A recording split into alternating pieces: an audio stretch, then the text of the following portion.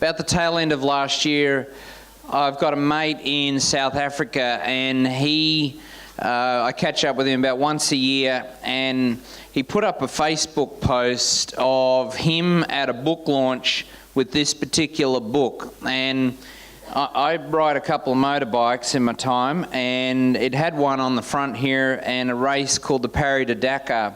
And I didn't think too much of it. I didn't really go into it. I just said his name's Francois, so I also want to thank Francois for linking us up. But nonetheless, I said to Francois, hey, could you just grab a copy of the book? And lo and behold, about 3 weeks later, this book arrived in my postbox. We were going off to Finland for Christmas, so I packed up a couple of books, and again, not putting a huge amount of critical thinking on it, and this was one of them. I started reading it on the plane, and I cried about 20 times just reading this book. And I said to Georgie, she came around the corner one time, I'm sitting there sobbing in this book by myself, and she said, what's going on? And I said, this guy is amazing, and we must get him out to the Entrepreneurs Forum this year. So I'll let him tell you his story, but can we please give a really big EBS welcome to Joey Edwards, all the way from South Africa. Thank you.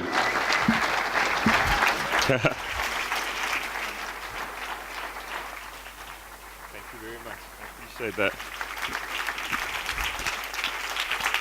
Oh, that's great. Thank you so much. It's fantastic to be there, a long way from home. And after witnessing, just some of the training and things here, but especially, what happened last night was really incredible. I think, obviously, that what you've done is a good thing and all that type of stuff. But it is, I'm not from Uganda, I'm from South Africa, but we have the same problems, we call them muti killings. And to see that kind of stuff and what you guys have done, I can tell you now, what you think you've done, you have no idea.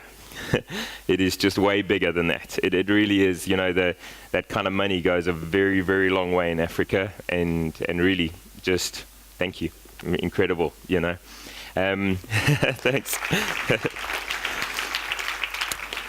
One other just small thing, I saw they auctioned off that Nelson Mandela thing, We had a little laugh about it last night, but what happened was, when I saw it, I realized that I voted in that election. That was my very first time voting. I was 19 at the time. It was the first free and fair elections in South Africa, and we stood in queues the whole day to vote. And in fact, some people didn't even get to vote after standing in queues the whole day. Then they went home, and the next morning they were back in the queues and queued again a second day, and they extended it even a third day to make sure that everybody voted. They actually extended it all, And it was one of those things where even though you're standing in queues for hours, everybody was it was just fantastic. Someone would shoot up to the shop and buy a bunch of cold drinks and come back and hand them out in the queue, and it was really just incredible. And the guys that lost the bid just said I should mention that voting card looked fake. So, but it's I'm just kidding. It was really special. But I've been asked today to tell you a little bit about the last mainly 10 years of my life. But before I get to the last 10 years, I've got to take you back just a little bit further, not that much further, just to when I was a kid. So this first photo over here is me. Here we go. There we go. So that first photo over there on the left, that's me on my BMX back in the 80s. So just around the corner, not that long ago. And I think the first thing that you'll notice on that photo is that I've got some hair, which was fantastic. And it's a good 80s photo. You can see those are probably corduroy pants and things, but back in the 80s, if you had a BMX in South Africa, you were pretty damn cool. And I used to love that BMX. But I would dream that it was a motorbike. I grew up one of 6 children, and we grew up just outside of Johannesburg in a place called Kempton Park. And we didn't have a lot of money growing up, but I always wanted to ride motorbikes. I wanted to race motorbikes. When I saw motorbikes go down the street, it was just like over the wall. Wow, that was what I wanted. But in the meantime, I just had this BMX. But as we rode in the veld and we made ramps and things, I would imagine that this was a motorbike. And some of you might be surprised to hear that it actually took me until I was 26 years old before I had my first motorbike. So I had, I grew up and I earned my own money and I bought my first motorbike. And when I bought that motorbike, I started, just riding in the veldt and in the bush and things. And then I started with motocross. And motocross is when you're on a track and you got the big, dirt mounds and that kind of stuff. And I started racing motocross. And after that, I got into a sport called freestyle motocross, which is then with the metal ramps and you do the tricks and that kind of stuff. And I loved freestyle motocross. It was cool, people would watch it and it felt great, And then I moved on to off-road and enduro. And that was really where I found my true passion. I grew up camping and hiking in the outdoors and this kind of stuff, and so now you take all that outdoor stuff and now you mix it with racing dirt bikes, and so now you're going through mountains and rivers and cross country, and this was just incredible, especially riding through South Africa and Swaziland and Mozambique and Lesotho and these kind of places. It was just incredible. But it was about this time that I heard about a race called the Dakar Rally. And I'm sure some of you have heard about this race called the Dakar Rally, but I'm going to tell you just a few things about this race. So the Dakar Rally was started back in 1978.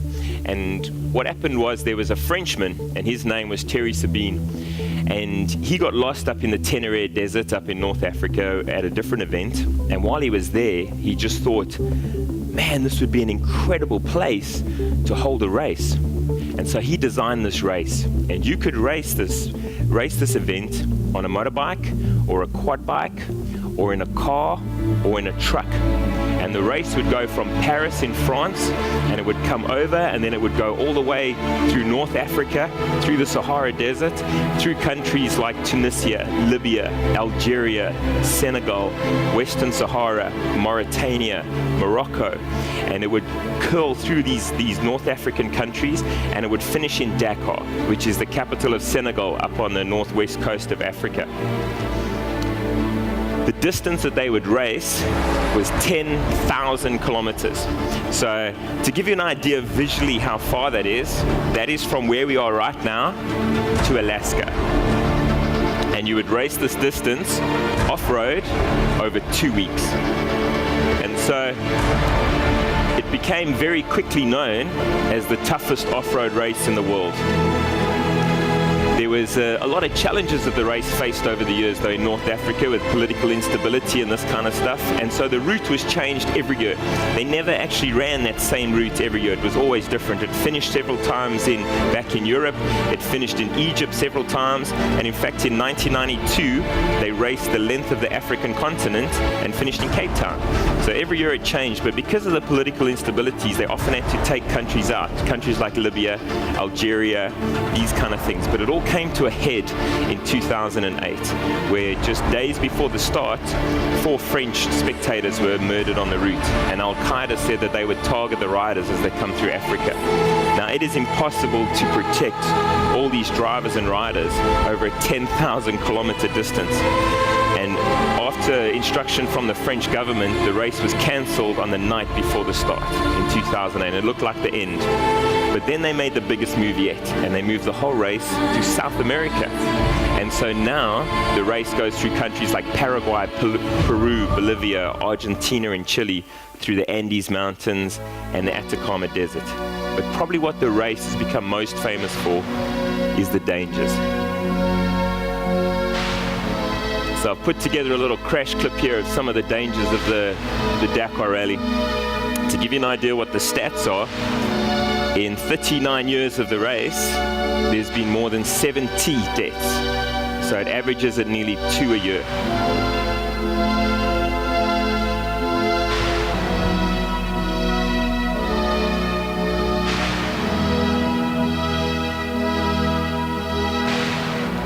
Whenever I see that guy throwing his helmet down, I always think anyone who's a parent knows that kind of frustration.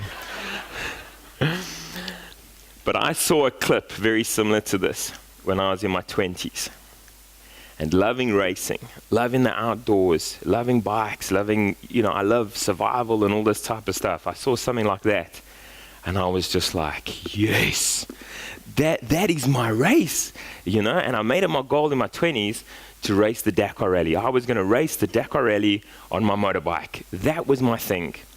But it became very apparent quite quickly that it was just out of reach at the time. You know, I got married, quite young. I was 23 when I got married.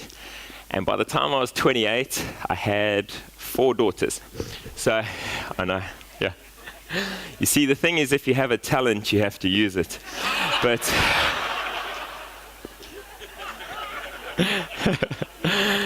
but for me to be in my 20s, wanting to do a race like that. And when I was in my 20s, I started my own business when I was 23. And a lot of you guys will relate to this, is that, you're trying to get that off the ground and you're putting in a lot of time. And I was trying to get, pay off the first vehicle we had, and you're trying to move into your own house. And, there was so much going on, and a lot of stuff that was more important at the time, that to do a race like that, which would have cost more than 3 times my annual salary, was just, it was just impossible. At the time, it just wasn't possible. But I just said, one day, I'm going to race the Dakar Rally. And it became my goal. And in the meantime, I chased other goals, and I did other races like the Roof of Africa up in Lesotho, and the Botswana Desert Race, and this type of stuff. And we carried on. But in the back of my mind, one day, the Dakar Rally.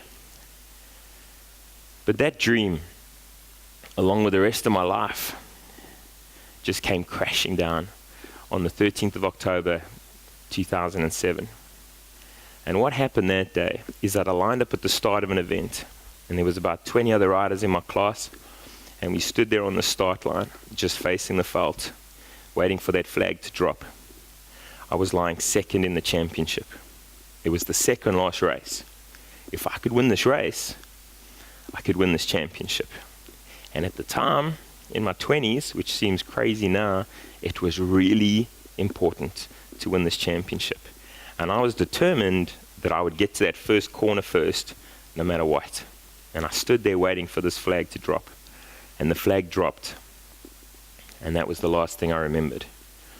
And the next thing, I woke up, and I'm facing the sky, and there's just people's heads looking down at me. And what had happened was, going into that first corner, there'd been a big high-speed crash. And I was involved in this crash, and in the dust and the mayhem, other riders had ridden over me as well. And as I lay there looking up at these people, now that I'd come around from being unconscious, I just thought, man, my mouth is so full of dirt. I got stones and dirt and things in my mouth, and I started spitting this out.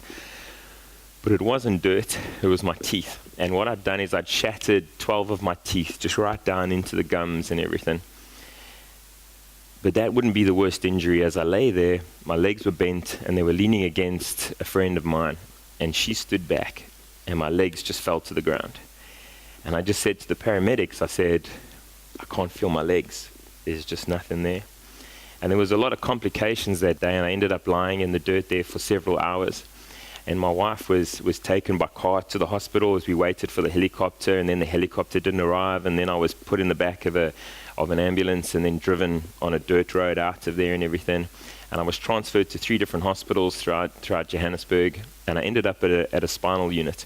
And that's where I really learned the full extent of my injuries. And what I'd done is I'd broken my T8 and T9 vertebrae in my back, and I'd broken them off the ribs as well, and I'd crushed my spinal cord. And so I was paralyzed from the chest down. And when I was told this, I'd heard phrases like paraplegic and quadriplegic and this kind of stuff, but I didn't really appreciate or didn't really understand what those terms meant. And suddenly I found myself being told that I'm paraplegic, and the injury appeared to be complete. In other words, that I wouldn't walk ever again, that this was a permanent thing. And this was very difficult to try and accept. And in the beginning, I thought, no, it can't be. There's got to be something they can do. But as the days just ticked away, and I just started to watch my legs just completely atrophy, and the muscles just disappeared, and my legs just got skinnier and skinnier, it was very difficult to accept and very difficult to deal with. The day of the accident was the day just before my oldest daughter's 8th birthday. And so I had these 4 little girls, aged 8 and below. And as a dad, you're supposed to be that tough guy. You're supposed to be the guy who looks after these little girls and that kind of stuff. And so it was really difficult just to face this kind of reality that I was faced with. And there's a picture of my daughters at the time. I want to teach those girls to ride BMXs. I want to play with them on the beach. I want to do all the stuff that dads do. And I especially want to walk them down the aisle one day. And suddenly, all those dreams have just evaporated. They're just gone. And every day was a challenge to just keep it together. And my wife was with me in that hospital every day. And there'd be days where she would cry. And I would say to her, you know, my girl, we got this, man. We can do this. It's going to be fine. Don't worry, whatever it takes. And there'd be days we'd cry together. And there'd be days I'd lie at night on my own in that hospital. And it was just too much to handle. Just this bleak outlook was just so bad. And I'd heard about guys committing suicide and this kind of stuff. And I always thought it was cowardice. I always thought it was like tapping out. It's like, you don't do that. And suddenly, for the first time in my life, I got it. I understood it. I had so much support from my wife, from my children. I had so much to live for that I never really saw it as like a true option for me. But I got it. I got what it felt like to be so low that your future is just not worth living for. And it was a terrible feeling, but I got it.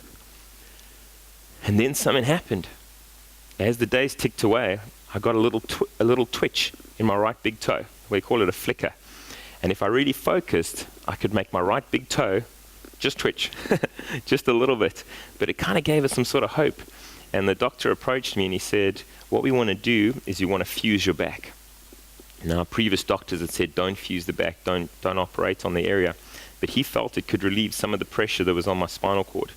And we went back and forward, should we do this? And then we decided that what we would do is we would fuse my back. And so I went in for this operation. And I came out of the operation, and the flicker in my toe was gone. And the next day, nothing, and the next day, nothing, and the next day, nothing, and these legs just skinnier and skinnier every day. And then the flicker came back. And a couple days later, I started to just get a little bit of feeling in my left ankle. And then after that, it started to move just a little bit. And as the days and weeks went on, I got a little bit in my right quad, a little bit in my left quad. And slowly but surely, I started to get a little bit of movement, and a little bit better, and a little bit better. And there was a lot of intensive physiotherapy that continued on. And that next year, 2008, was by far the most difficult year of my life. Often when we see people in wheelchairs, we see them as being that their legs don't work. But along with a spinal cord injury, you lose a lot of other things as well.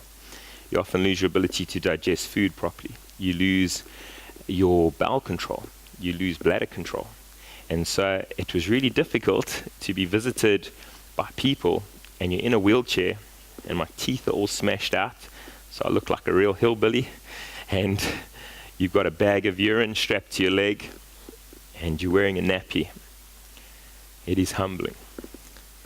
And it gives you a very different perspective on what really is important and what real problems are like. And it was tough, but slowly but surely I learned to stand with these back slabs, as you can see there on my legs, strapped in. They'd go down into my shoes. And bit by bit, it started to get just a little bit better and a little bit better, and I learned to stand without the back slabs. And you can see my little skinny legs sticking out of my shorts there. I look like those, those big buff guys in the gym that skip leg day.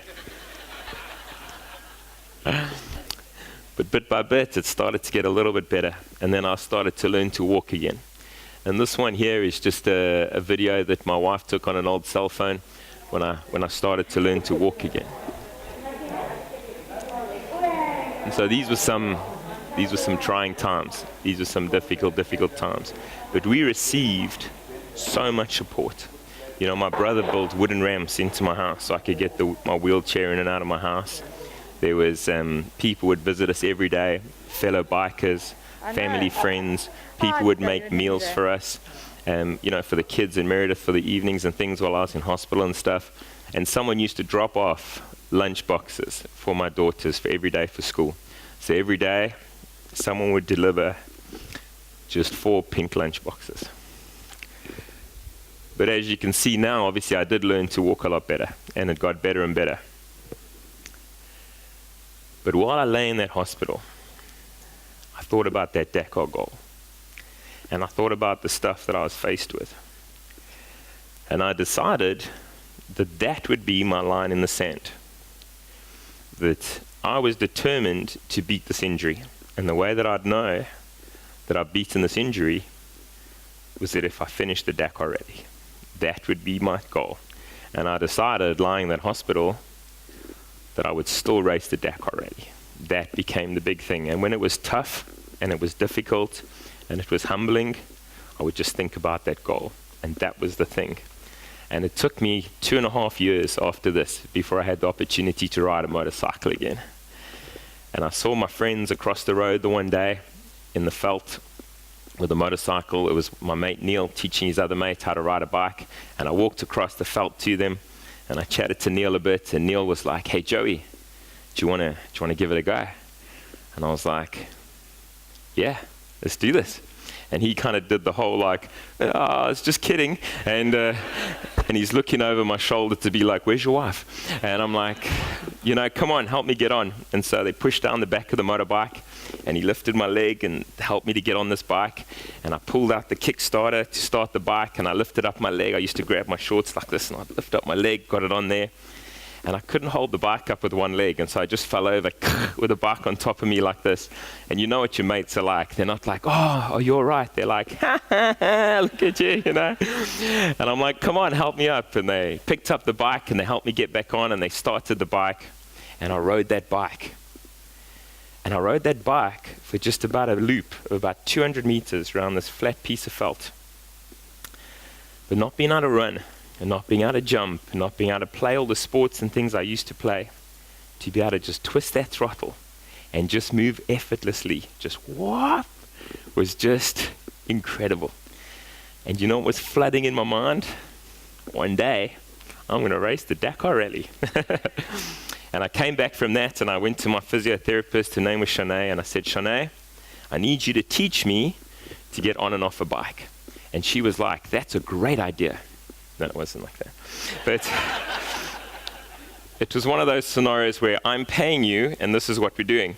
So we used to do our physio sessions at the local gym. And so they had those, those Reebok steppers, they use in some classes. And so she piled up just a couple of those, and I'd lift my leg over these steppers and sit on them, and then stand up and lift my leg back like this.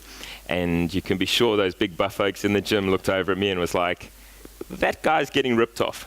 But it didn't matter, because for me, I'm learning to ride again. And then I bought myself a second-hand bike. I got all the suspension lowered, and I cut all the foam out of the seat so I could sit on it, and I could get my feet down on the ground. And I started to ride again. And to be able to ride again was just fantastic for my mind. To be able to go out with my friends, to be able to go out in the mountains, and these things was just incredible. If you want to race the Dakar Rally, you can't just pitch up at the start, pay your money, and race. The way it works is you have to submit a CV. And on the CV, you have to have all the races you've done, where you've placed, your positions, that kind of stuff, as well as you have to race another international rally in the pro class on the international rally circuit. So if I was ever going to race the Dakar, if I was ever going to achieve this life goal of mine, I needed to start racing again. And it was 3.5 years after breaking my back. And I stood on that start line with about 20 other riders, just waiting for the flag to drop. And I thought I was going to puke. It was so scary just being there again, wearing a lot of the same kits that I'd worn those years earlier. But I stood there, and that flag dropped. And out of instinct, I just went for it. And I got into that first corner, sort of mid-pack, and it started winding around the lowlands, and then we started entering into the little rocky hills. And as I started entering into these hills, I just started dropping back and dropping back. When it's really rocky and steep, often it's difficult, and you sometimes drop the bike over. It's just walking pace, and you sometimes will drop it over.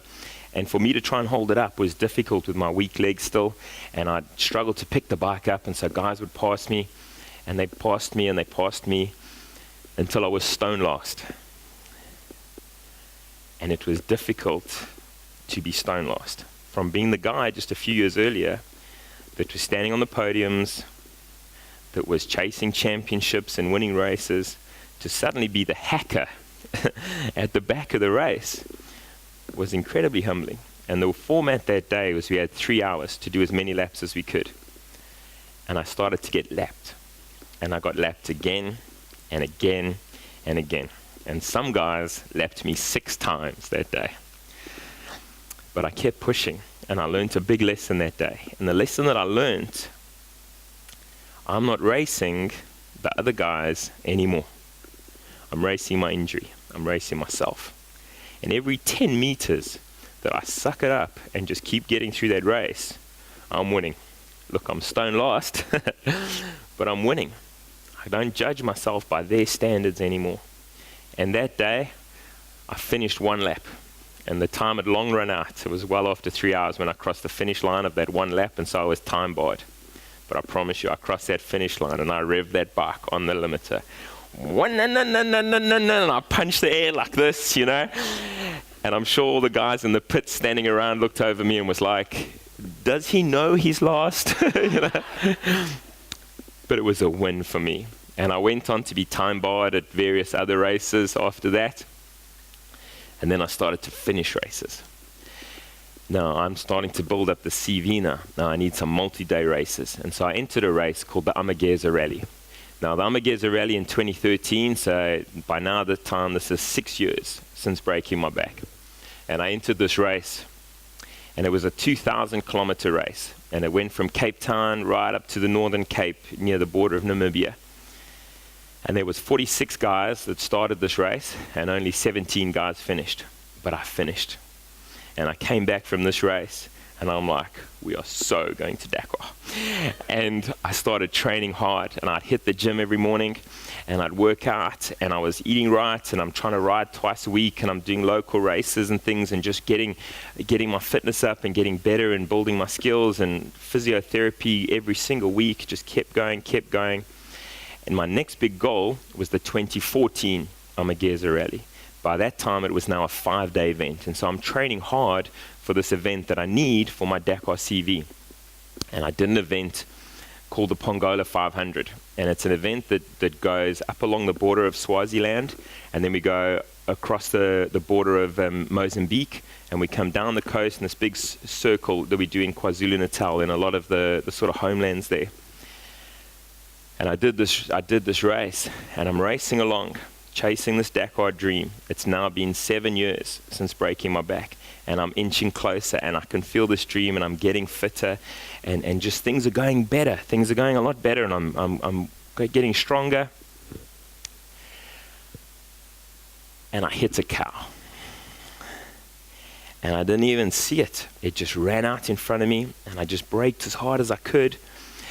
Sorry, I'm lying. It ran out in front of me. I didn't even have a chance to brake, and I just went straight into this cow, you know. And you're gonna love this one. I T-boned the cow, and so it's a good one, eh? And I just went flying down this road, and I was a mess. And it was very remote up there, and I ended up lying in the dirt for 3 hours. And what I'd done is I'd separated my collarbone from my shoulder. I'd broken a couple of ribs right off. I'd torn open my forearm right down to expose the bones, and I'd broken the back end. Well, I'd had like an avulsion fracture, and so I'd torn the triceps right off my elbow with some bone. And so I'm just a complete mess. And they transferred me to a hospital, a place called Richards Bay up on the coast, and I was in a week in hospital there where they did some operations, and then I was transferred back to Johannesburg after that, which was about 6 hours away. And then I had some more operations there. And it took 6 months of healing and operations and casts and things to recover from this injury. And it was tough.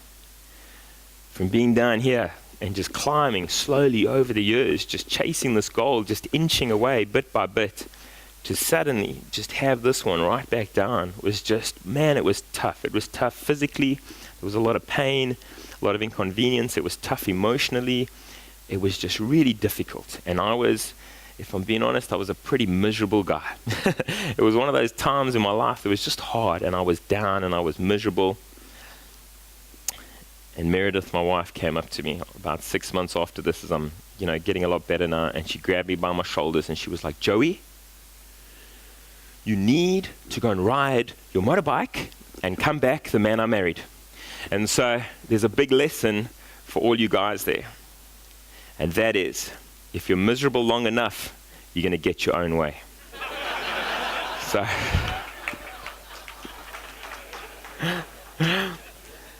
but it had been tough. And I started to think about this Dakar goal. And I thought, what am I doing? Is this just crazy? Am I just chasing this crazy dream? And in the end, I'm going to end up killing myself just trying to chase this crazy goal. What am I doing? Is it the right thing? And I started second guessing this goal. I mean, it had been my goal for 15 years by that point. But it's maybe I need to just kind of settle down and maybe just stop racing bikes and just kind of get on with life and business and that kind of stuff. And it was a hard thing to kind of accept, but I could see it was maybe that's the sensible thing to do. But I decided I needed this adventure. I needed to do something. The only bike I had at the time was a 450 enduro bike, which is not the kind of bike you do long distance on. But I decided I was going to ride this bike from Johannesburg down to Cape Town. And it was just on my own. And so I did this trip, and it was 2,600 kilometers over 5 days. And just however far I got each day, I'd just sleep wherever I got. And I rode from Johannesburg down to Cape Town. And I rode all the way through Lesotho, through the mountains and things on my own, through the Drakensberg Mountains, down along the coast, through some beautiful places. The one on the left here, I nearly forgot to show you. I thought you guys might really enjoy that street sign over there, But, so I rode down. That one on the left is a place called the Baviaanskloof, and the one on the right is a place called Die Hel. And so what that means translated is the hell. Now, what it is this deep valley that's about 60 kilometers down with just massive big mountains either side. And there's this dirt track that just winds all the way down deep like this, right down deep into this valley. And I came down that valley on my own. It was at night, it was dark, and I just zigzagged down this track all the way down deep into the valley. And right at the bottom of the valley, I slept right down at the bottom. And the next morning, I woke up early, and I came riding out of this valley. And I stopped over here, and I set up my little camera on the timer, and I took this photo. But that photo is pretty special to me.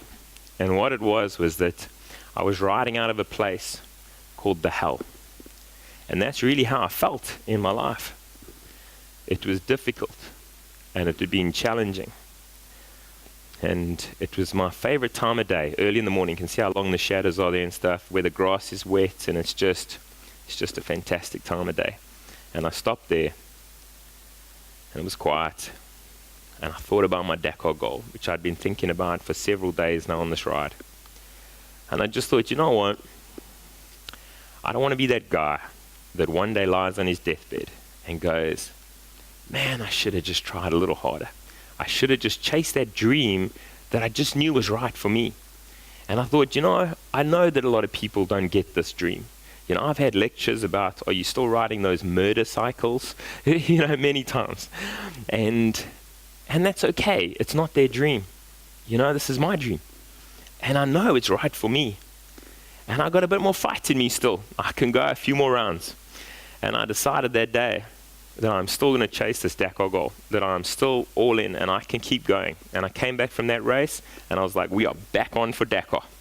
And so the next race I needed was the 2015 Amageza Rally, because I'd obviously missed that 2014 one with injuries. And the 2015 Amageza Rally had now grown to 7 days, 5,000 kilometers, and it now ran through all the Northern Cape in South Africa and all through Botswana as well. And this was just an incredible race. And it went fantastic. There were so many things I could tell you. I normally don't tell people, in South Africa this, but on the one day there were lions on the stage.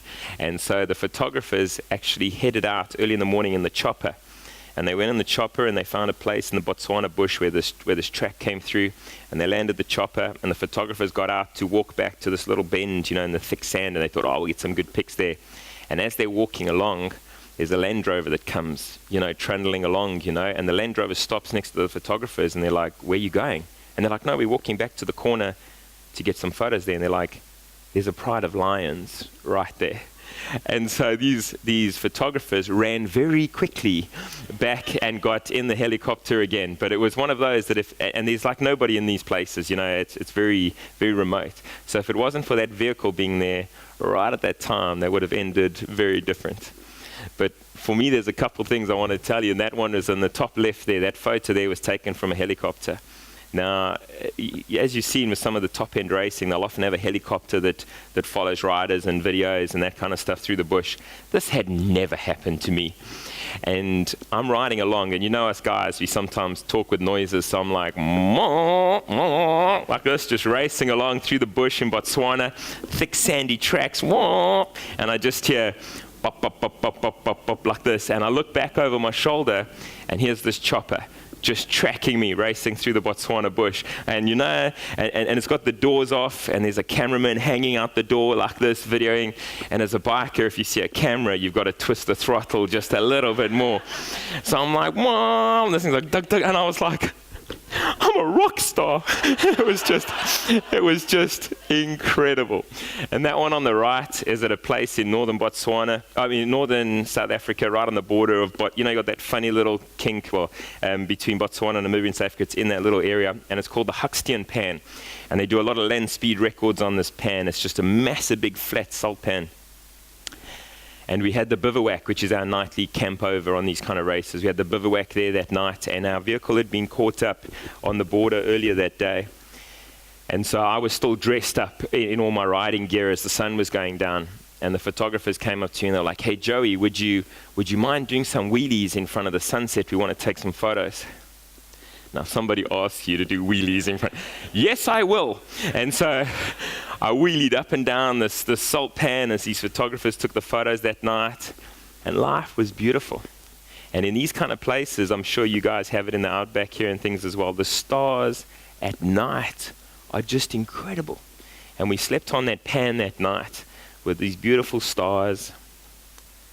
And life was good. But that was the end of day 5. And on day 6, everything changed. Day 6, we started out across that pan, and right at the beginning, this big flat pan, and they've separated the pan in some areas with fences. And there's a lot of dust in the air, and it's hanging low, and they send off the riders one at a time, and there was a bit of a confusion with where the start was. And the sun's just peeking over the horizon, so it's like just right at dawn, and I head out across this pan. And I'm going along, and according to my road book, I'm expecting a fence to come up at kilometer 6. And suddenly it comes up at kilometer 4. And just through the dust, I just see this wire fence just, whoa. And I just braked as hard as I could and just forced that front wheel into the ground, just braking hard. And I just went up and I just went straight into this fence. Whoa. And the strands just all stretched out like this. And then they started to break, and my bike just cartwheeled across this pan, and I just went flying. And when you crash a motorbike, it's like sky ground dust. And I just lay there, winded, just lying there on the floor. And they had to put an insurance claim on the fence afterwards, so they told me I ripped up 60 meters. But I lay there winded, and I got that first breath back, which you know what it's like. It feels like it takes forever. And I got that first breath, and wiggle your fingers, you wiggle your toes, and you slowly stand up. And I had no serious injuries. That's right. I think you can see I'm getting better at crashing. So now I need to finish this race. I need to finish this race. This is for my Dakar goal. There is nothing more important for that goal than to finish that race right now. And so I picked up that bike and I started trying to just get it working again. And it was obviously all bent up at the front and things, and I had cable ties and duct tape, and I'm straightening and I'm kicking the front wheel, trying to line it up with these bent bars as best I could and everything. And I got the bike working, and off I headed. I was now about 45 minutes behind the pack. And so I just chased hard, and they had a little cut-off time at a place called the Richtersveld, which runs along the border of Namibia. And we had to be in that area past a certain point by 2 o'clock in the afternoon. And so now I'm just racing flat out that whole morning, just trying to catch back up. And I passed about 8 guys, and I hit the cutoff just minutes to spare, but I'm back in the race. I'm like, okay, cool. We're back in. It's all good. We're on track. We got this. And I'm racing along the border of Namibia through the Richtersveld, and the back wheel just starts moving around. And I'm like, no. And I pull over on the side of the track. And what happens is, on these race bikes, we don't use inner tubes. We use what we call a mousse, which is like a big foam donut that gets forced inside the tire. And mine had just completely disintegrated. And it had overheated the tire a lot, and it had just blown a whole chunk right out of the tire in 2 different places. You can see the part of the tire that's just completely missing there. Just gone. And there was another one on the other side, about half the size, where it's just this chunk of tire is just missing. And the first guy stops next to me. His name was Dave, a mate of mine, and he's like, "Oh, Joey, I'm sorry, man. I'm sorry. I'm really bummed you're out the race." And I'm like, "I'm not out yet. We got to make a plan here. I've got to do something." And he's like, "Hey, I think you're a little crazy, but good luck, man." He says, "Look, I've got an inner tube. If you want an inner tube, here you go." And he gave me this inner tube, and off he went. And the inner tube had been folded up, and he had it on his bike for the last 6 days. And so with the vibrations on an off-road bike, everything just gets destroyed. And so it had rubbed through on all the corners. So, like when you fold up a piece of paper and then you cut it, then you open it up. I open up this inner tube, and it's like hole, hole, hole, hole. I was like, just useless. And the other guys went past, and then the last 2 guys gave me another inner tube and a little bicycle pump. Those ones that work in both directions. So they give this to me, and any of the other riders, I say, "Have you got any cable ties? Can you give me any cable ties?" And so they gave me, so I got my little pile of cable ties you can see there. And what I did is I took the elbow guard out of my jacket and just put it inside the tire. And then I had a flat juice box, those carton kind of boxes, 1 liter juice box, and I flattened it up, and I lined it inside the tire in the other hole, and I had a map of Botswana. It was about this big in a plastic sleeve, and I lined the tire with that, and I took the dodgy inner tube and I sliced it open, and I wrapped it around the good inner tube, and I put all this in the tire, and I forced it all back on the rim, and then I put cable ties around it, holding it on the rim, and I started pumping with a silly little bicycle pump that's supposed to work in both directions but only works in one. And the temperature there is crazy hot, and the sweat's dripping, and my heart rate's climbing, and and it starts to get a bit of body, and then and the other one's leaking as well. I'm like, wow, you got to be kidding me, man. This is just Now by this time it's now 5 o'clock in the afternoon. I still have 230 kilometers to still race that day. The way it works at rally is you don't have a cutoff time. You don't even have to be in by dark. The only rule is you have to be on the start line the next morning. My start time the next day for that final day is 5 a.m. It's now 5 p.m. So if I ride right through the night, I've still got 12 hours to do 230 Ks. So with my very basic maths, I worked out that if I could do 20 kilometers an hour and I ride through the night, I can still finish this race. And that's what I decided to do. And so I put all the cable ties on, and I just started going just slowly, just through the veld, just through the sand and stuff, just kept ticking away. And I sat right up on the petrol tank, trying to keep as much weight off the back wheel as I could, and I just inched away. And time just started ticking by. And about 3 hours later, the cable ties have broken so many times, and now I've used up pretty much all my cable ties. I found some fence wire that I've wrapped around it, and it's just looking hopeless, because I've only covered 30 kilometers in 3 hours. So I'm doing like half the pace I need to make. It's just impossible, and I'm realizing that I'm out this race. But I decided that I'm just going to keep going, and I'm only out at 5 o'clock. I'm not quitting. I will be time barred, but I won't quit, and that's what I'm going to do. And I just started inching away, and the sun went down, and as I'm going along, I see 2 guys in the distance, and there's no one here. It's an empty environment. And I see these 2 guys coming towards me in the sort of dusk light. And then as we get to each other, we all stop. And it's a guy towing his mate. And they're heading back out to the main road, which is shorter that way, and their team's going to pick him up. The guy at the back has seized his engine, and the guy at the front's towing him out.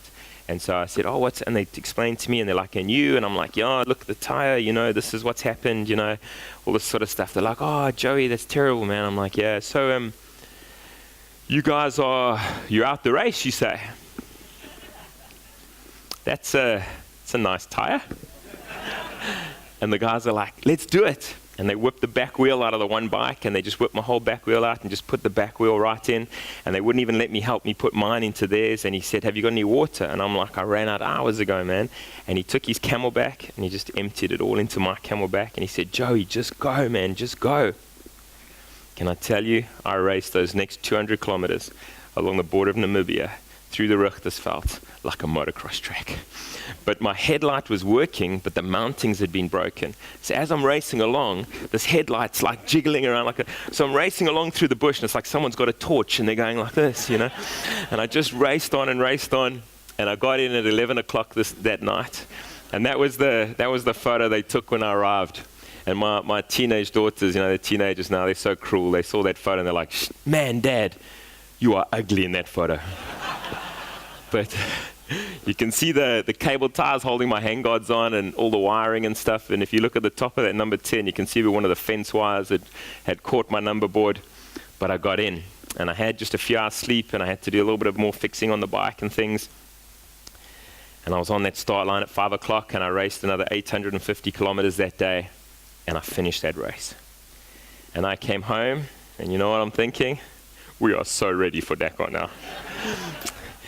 And so I sat down with Meredith, and I said to her, my girl, I want to race the Dakar Rally in 2017. Now, Meredith was there the day that I broke my back. She stood on that start line next to me. She watched me race off. She saw me crash. That weekend that I hit the car, she was with me that weekend as well. So I think you'll agree with me. My wife is bad luck. See, I can only get away with that because I'm halfway around the world right now. I'm just kidding. So she just cried. And I think you'll agree with me that is a perfectly rational response. She watches the Dakar with me every single year. She knows those stats. She has seen the deaths. She gets it. She knows exactly what this race is. And I saw this, and I just thought, man, this can't be right. And I decided, that's fine. I can do other goals. I don't have to do this. It is not that important. As much as the Dakar is like this big thing in my mind, it's this big life goal that I'm aiming for and all this sort of stuff. It's just a bike race. That's all it is. It's just a bike race. I have so much that's way more valuable than that. And as much as I want to achieve it, I don't want to achieve it at the expense of losing my family. That just doesn't hack it. I don't want to be the guy that gets to see my kids every second weekend and misses out on this fantastic relationship because I'm selfish. That just doesn't add up. And so I said, no, let's leave it. That's fine. And in my mind, it was difficult, but I'm like, we can do something else. That's okay. And on we went. But about a week later, Meredith came up to me and she said, Joey, I have seen all the things that have affected you with a spinal cord injury, and I've seen the challenges you've gone through. And I know this is your life goal. And I've seen how this goal has just motivated you year after year after year to keep chasing this. And I really hoped that it was a bit of a pie in the sky dream, to be honest. But you could do this. And you're close. And I so want you to achieve your life goal. And so as a family, we are behind you 100%. But two things. You don't die out there in South America. And the second thing is, you finish. Because if you don't finish, You're not going back. And so we were on. So the last thing I had to do is I had to compete in an international rally. So we took all our savings and we bought a place on a French team called Nomad Racing. And I went over to Morocco to go and race in the Mazuga Rally. Now, this race was just incredible. And there's so much things I could tell you about it. We don't really have time, but I've got to tell you just one quick thing. And that was on the last day. They lined us all up, more than 100 bikers like this, facing the Sahara Desert. Now, we don't race on a track through the desert. You race on a compass heading. It's a numerical compass heading, so we call it a cap heading. And so it's like, for instance, 189 degrees, go. And 2 dunes in at the start, there's a 4x4 parked right on top of one of these big dunes, and there's a guy standing on it with a flare. And we're just waiting for him to light this flare. And he just goes, whoosh, and more than 100 bikes just go, whoop, and you just race into this desert, and it's like ants just coming over the dunes, racing into the Sahara Desert, and there's dust and sand, and you can't see anything. It is incredibly dangerous, it's ridiculous, and it is beautiful. And you can see that photo in the top left, these bikes just coming over. It was just one of the most incredible experiences ever. But the important thing for me was that I needed to finish that race. And 6 days later, I crossed that finish line in the pro class and finished the Mazuga Rally. So I came home from this and I filled out all my CV with all these little things on, added in my international rally, and I sent it into the ASO, which is the company that owns the Dakar. They're the same guys that own the Tour de France. It's the same company. And I sent it all in, and I waited for 6 very long weeks, and I got an email. And I opened up this email, and it said, "Dear Joey, congratulations, you've been accepted to race the Dakar Rally 2017. Wow. Man, when I read that, but at the same time, I'm like, oh, crap, what have I done? Now I've got to go race this thing. Now, what you don't know is that it costs, I'm trying to think in your currency, about $110,000 to race the Dakar Rally. I do not have $110,000. For me, it's 1.1 million rand. I do not have 1.1 million rand. But it has taken me 9 years to get that entry in my hand. You better believe I'm not about to let a silly little thing like money stand in the way now. And so I sat down with Meredith and my girls and we said, right, how are we going to do this? And we decided over the next 6 months between getting that email and the start of the race that we would raise 1.1 million rand. And so we did fundraising evenings. We had tables set out like this, and I got a couple of speakers who were racer guys, and I invited lots of people, and we got guys to sponsor prizes, and everyone bought a meal, and my daughters would go around table to table, would you like to buy a raffle ticket? And we did these raffle tickets. We did an enduro bike race. We did adventure bike activities. We said anybody that donates, it doesn't matter if it's 10 rand or 10,000 rand, we will put your name on the bike. And we sold caps, we sold t-shirts, we sold heroin, I'm kidding, we never sold caps. So we just did anything we could to just try and raise this money. And can I tell you, just 5 days before the start of the Dakar, we reached our goal of 1.1 million rand. And so there was some of the names and things on the bike and some of the guys we got to come on board with us. And so on the 2nd of January, just last year, I stood on the start line of the Dakar Rally in Asunción, Paraguay. Now, sorry, guys, if you could just focus on the middle. If you guys here really focus hard, you'll notice in the center there's a guy on a motorbike. So I stood on that start line, and that guy standing next to me is Mark Comer. Now, he's won the race on a bike 5 times. And now he's part of the organization. So he's one of my heroes. This guy's just amazing. And I'd got to meet him, and he had learned a little bit about my story in Morocco. And he shook my hand there on the start line. He was like, "Joey, you better finish this race." And I'm all like, "Oh, well." So pumped right there. But the reason he's saying that is that half the guys that start the Dakar Rally don't finish. if you're a rookie, if you're there for your first time, your chances of finishing is about 30%. But I still have a lot of complications because of my spinal cord injury. So I'm going to tell you where I'm at. Obviously on the start line is the same as I am now. And so I still can't run. I can't jump. I can do a little bit of a funny jog for a short distance, but my legs are very weak. They still don't work properly. I can't feel hot or cold or pain sensation on my skin from my chest down. I can't sweat below my chest. If my adrenaline goes or I'm very tired, my legs spasm. They jump around a lot like this. I have to take medication every day to help me to digest food. And to be perfectly frank, I still have to use catheters every day. And so to have these added challenges, to be a rookie on that start line, my chances of finishing are like next to nothing.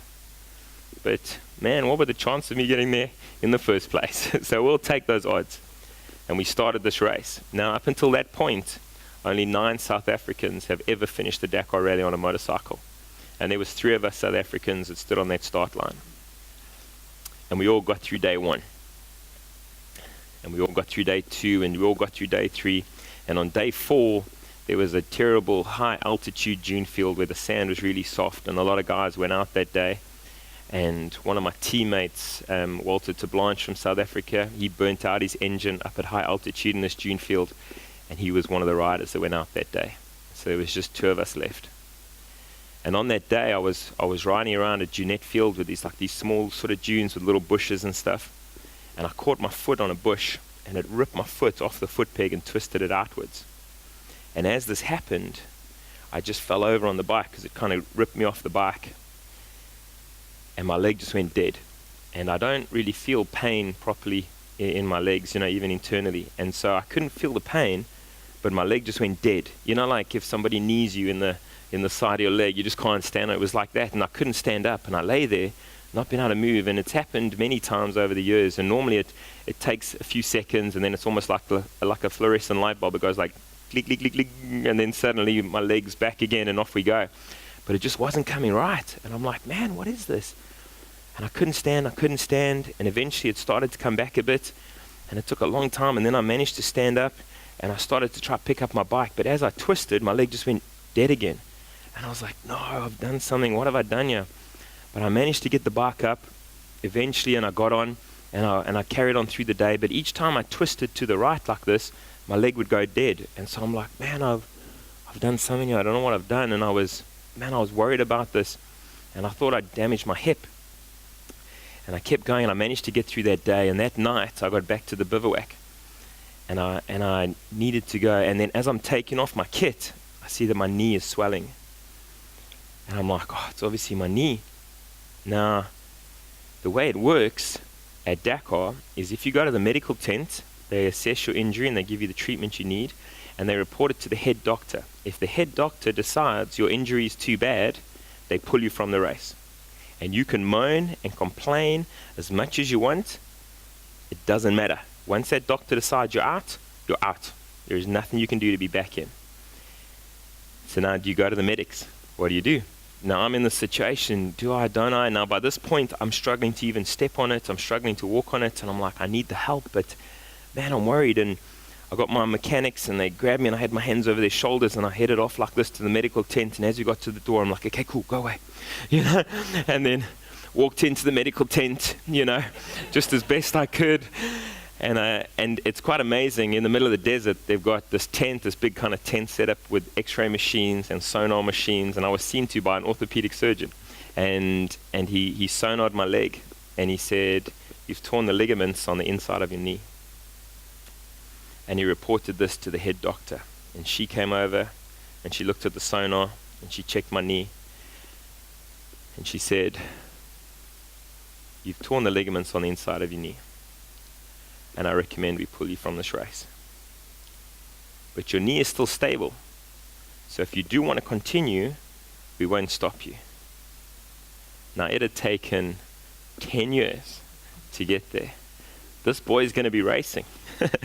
And so he taped up my knee, and he gave me a neoprene, sheath to go over it, the ones with the little metal hinges on the side, and I got this whole thing on, and I got my knee guards all fitted over the top of it, and I got it back in my boot. And on the start of day 5, I was on that start line. And I got through day 5, but on day 5 I was racing, and it was a terrible day weather-wise. It was hailing and snowing at times. We went up to 5,000 meters in altitude, just racing through the Andes mountains on these mountain tracks, and there was just mud everywhere, and it was slick. And I came around a corner with a little bit of a dip, and in the distance I just see a bike, and it's just standing there, and I recognize the bike. And I realize it's David Thomas, the other South African. And as I get closer, I see him just lying there in the mud. And what he'd done is he'd broken his leg in 9 places. And he'd sent his tibia just right up through his knee. And I got to this guy, and it was just raw and terrible, and you could see the pain. And I stayed with him, and I helped to load him into the chopper, and he was medevaced out. And it was tough. It was just tough and hard, and you're so tired and you're so worn out. It's 5 days in of this, and it's 13 days, the race.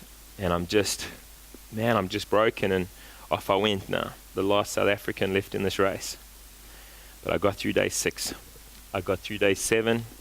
I got through day 8. I got through day 9. I got through day 10, day 11. And out of 13 days, I got all the way to day 12. And day 12 of the 2017 Dakar Rally is a day that I'll remember my whole life. And the way it works at Dakar is at 4 o'clock in the morning, they send out the first riders. And then all the bikers go. And after the last biker, then they send the cars. And after the cars, they send the trucks. Now the cars and the trucks are a lot faster than most of the bikers. And so every day, cars and trucks pass bikers. And you saw some of those clips in the beginning, how dangerous it is when cars and trucks are there. So they've worked out a system that makes it a little bit better, a little bit safer. And what happens is when a car or a truck sees a biker in the distance, they press a button, and it sends off an alarm on your bike.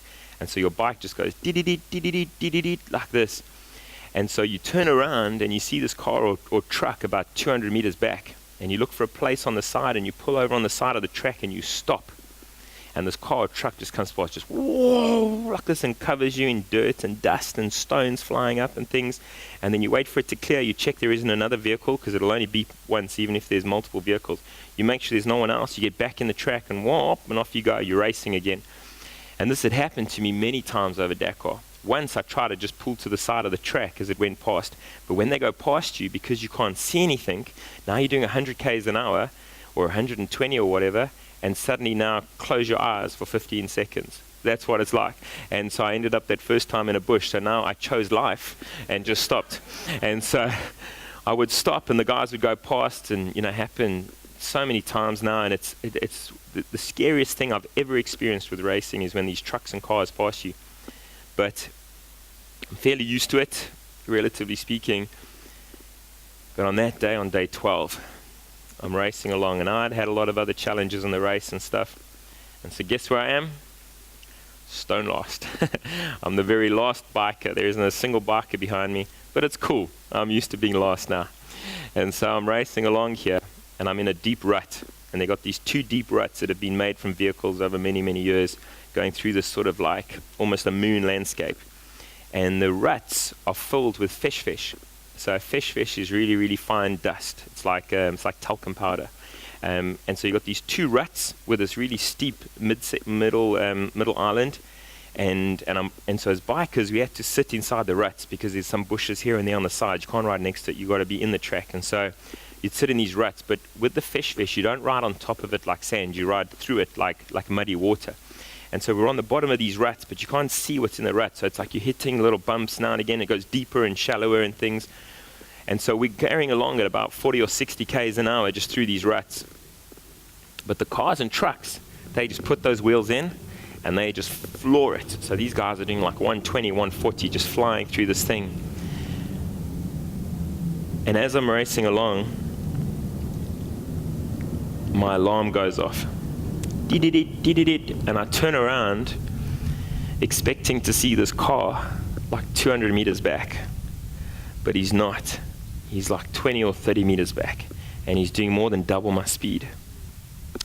And I see this. and I try to turn out of this track, but it's particularly deep right there. And as I turn, the front wheel is just dragging against the side of that rut. It doesn't climb out.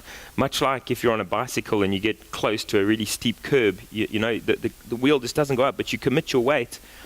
And this guy's just right on me, and I just separate off the bike. I just dive off this bike.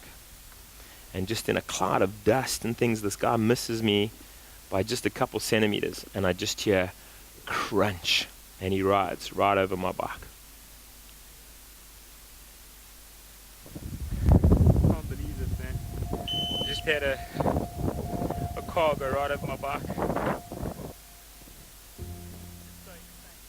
So this bike is just completely destroyed.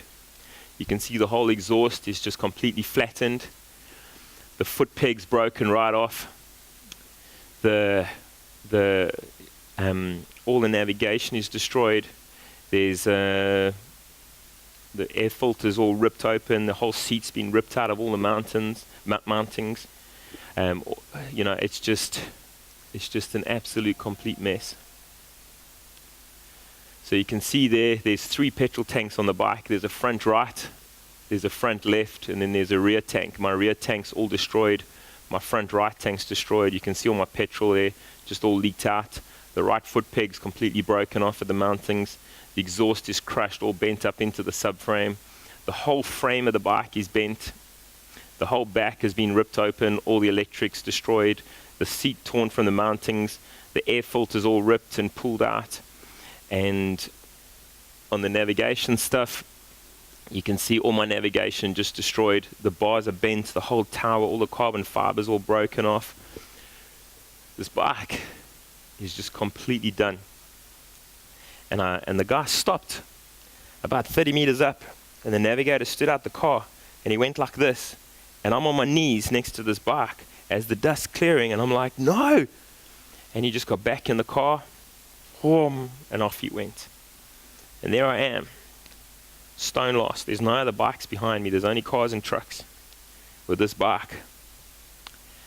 And I drag this bike out of the track, and I stand it up, and I just can't believe it. Day 12 of 13, after 10 years to get there, and I'm out of this race. And I cannot even tell you what that felt like. And I carry a satellite phone, and I pulled out the satellite phone, and I phoned Meredith, because I know she's back in South Africa, and she's watching me tick away these waypoints on the computer, and she can see I'm stone lost, and now she can see I'm stationary, and I haven't moved, and other guys are getting to the next waypoint, and I haven't passed it, and I'm just right at the back, and something's obviously happened, and I know she's going to be worrying. And I pick up the phone and I phone her. And I just said, Mogol. Well, the first thing I said was, I'm not injured, because she's used to getting that phone call. But I said, I'm out of this race. And she cried. And you can see how much dust and stuff is there. And so I had a little bit of dust in my eyes. And we literally stood there, just thousands of kilometers from each other, just crying. It was just such a hard reality to accept. And I hung up that phone. And I just decided that I don't want to be the guy who sits under a bush and waits for that sweeper truck. Or you just press a button on your bike and they can land a chopper within 15 minutes and they'll pick you up. I said, I'm not out this race yet. I know I'm out this race. There is no ways that I can ever finish on this bike. The next place that I can get petrol is more than 65 kilometers away.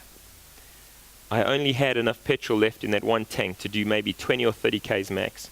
I still had 660 kilometers to race that day, which I think is about, in distance-wise, that's like 1.5 times the distance of the Fink to race that day.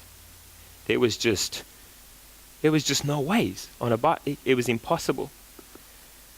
But I didn't want to be the guy that presses the button. I said I'd never press that button. And I'm not going to sit under a bush and just wait. I got to try. And so what I did is I just started to try and fix that bike. You can see what it's like a little bit when the cars pass. And so I started fixing the bike. And what I did was I disconnected the petrol tanks that were damaged, and I disconnected all the wiring at the back of the bike, because that whole thing just was covered in petrol. I didn't want to have a little impromptu barbecue in the middle of South America. And I had to take some of the navigation stuff right off just so the bars would turn. And I forced the seats just back into the mountings, and I took that whole exhaust just right off the bike. It's a really nice race exhaust lying in the middle of South America somewhere. And I just did whatever I could to just try and get this bike working. And can I tell you, I got that bike working, and that bike started. And I still didn't have a foot peg. There was just nothing I could do about it, the way it had broken. But I started to ride that bike, just with my one foot on the foot peg and my knee on the seat. And I couldn't ride in the track anymore, so I just had to zigzag through this bush, just dead slow, just zigzagging along. And it is so gutting just to still be in the race, but you're out. You're just a dead man walking, kicking a can down a road, just putting off the inevitable. No matter what, I'm out this race. There is no ways. I've lost, an hour and a half by now, and I'm just losing it more and more and more. It would take me at that rate, it would take me like 3-4 days to cover that distance. There's nothing I can do. And I just kept ticking away, and it was just tough to just keep going, knowing you're out. But I just kept going. And then the most incredible thing happened. Okay, I've just ridden a few kilometers without an exhaust through the bush, trying to stay out of the way, and I've just come across a bike right here where the rider's being evacuated. He's obviously injured, so I'm just going to take everything off his bike that I need, put it onto mine, and just continue. There's nothing else I can do. And then obviously tonight I'm going to explain to the guy and stuff, but he's been evacuated, so he's out the race. But we're just going to quickly cannibalize what we can. It's freaking insane, but it shows you don't quit, ever. How motivated am I? So I'm riding along out of this race, and suddenly in the desert there's a KTM 450 rally replica, the same bike as mine, just sitting there. And I come up to this bike, and there was like a light above it. It was like, oh, no, it wasn't. And I just see this bike. Now, the rules of Dakar is that I can't ride that bike. I have to finish on my own bike. But I can do some shopping. And so what had happened was the bike belonged to a guy who had broken his arms, and he'd been medevaced out to the chopper. And the way it works is that bike sits there now until the sweeper truck at the back of the race, which can take up to 72 hours, comes through, picks up the bike, and that's how it goes. So they get the riders out right away. And so I get to this bike, and all the tracking equipment has been stripped off the bike, which is what they do, and they put it in the chopper with the rider because they want to track where the rider is. So and then the bike just sits there. And there was three Argentinian guys, just on old dirt bikes, just in the middle of the desert. You can see one of them on the side there, just spectating the race. And these guys helped me, and we siphoned the petrol out of that bike, and we took the whole exhaust of that bike, and we took the whole foot peg cradle, which we managed to get off. And it was one of those ones where we had to take off the whole shaft that went through the swing arm. So it was a size 17 spanner. So I mean, I'm carrying lots of spanners. I'm not carrying a 17 spanner, One of those guys walks on over. He had a shifting spanner, like this big, cable tied to his bike. I'm like, you gotta be kidding me.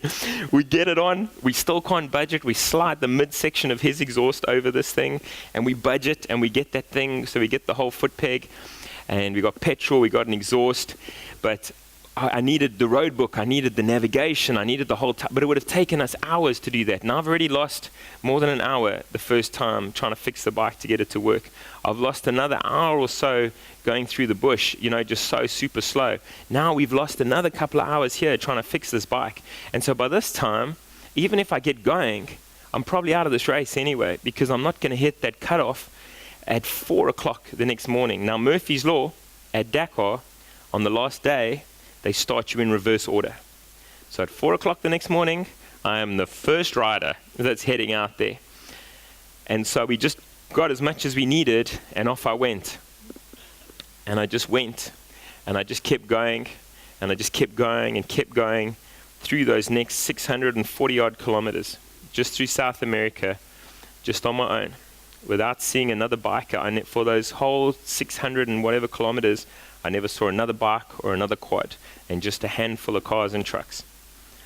And I just ticked away and ticked away and ticked away, and I couldn't navigate properly, and I'd get to intersections where I didn't know which way guys had gone, and I'm looking at the track and trying to see how many tracks are going this way and stuff, and I just follow the tracks, and I'd stop and ask people which way, and they were like, oh, the bikes went there, and off I went. And I would take, you had a roll of paper which is in this road book holder which you'd scroll with a little button on your bars, and obviously mine is destroyed, so I'm pulling out this paper, I'm tearing it off with 5 or 6 instructions, I'm memorizing these instructions, I'm putting it in my pocket, riding along, tearing out some more paper, carrying on, and I just hacked my way through kilometer after kilometer after kilometer, and it started getting dark, and I just kept going, and it became nightfall, and it's 5 o'clock, 6 o'clock, 7 o'clock at night, and I'm still riding. And when you get to rivers at night, your light just shines on the top of the river, and you can see tracks coming out the other side, but you don't know if it's sand at the bottom, you don't know if it's rocks at the bottom, you don't know what's deep, you don't know what's shallow, it's just pitch black, and you just go blind into these rivers.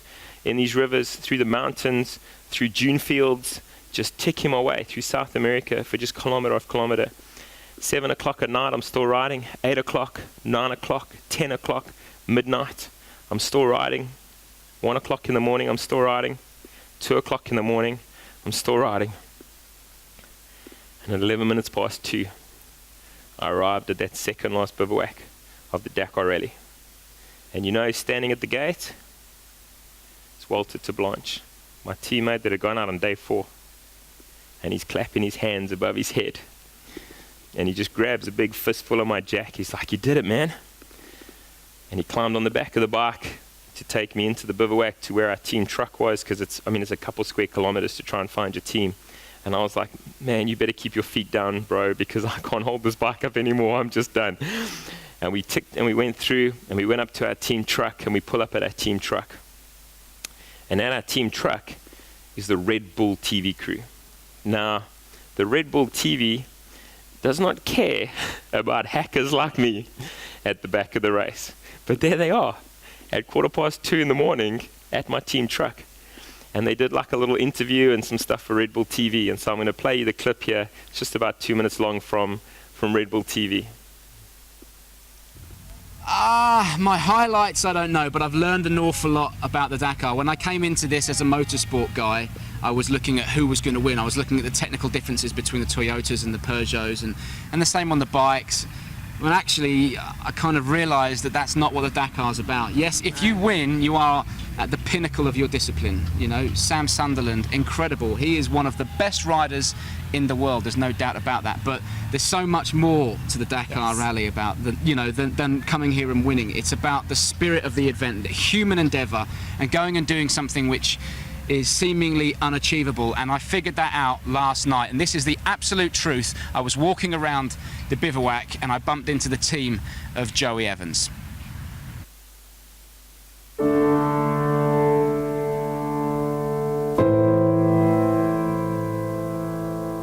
Now it's midnight at the final bivouac of the 2017 Dakar Rally, and we're waiting for Joey Evans to return. Now, believe it or not, 3 days ago, Joey spent 22 hours on the bike out on the stage. Today, his bike got run over by a car, and he's repaired it in the stage from another competitor's bike who had retired and is on his way back here, and we're waiting for him.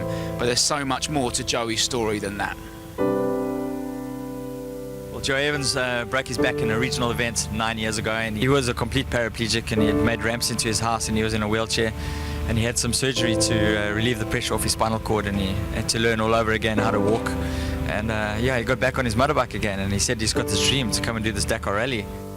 Every rider's got a story. Joey's just sticks out.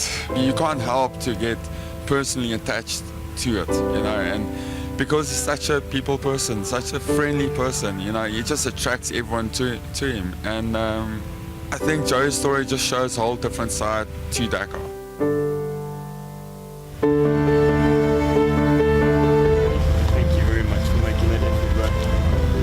when you suffer a big injury, like a spinal cord injury, and it's devastating, you lose, when you have those kind of things, often, all your future dreams and all that sort of stuff goes.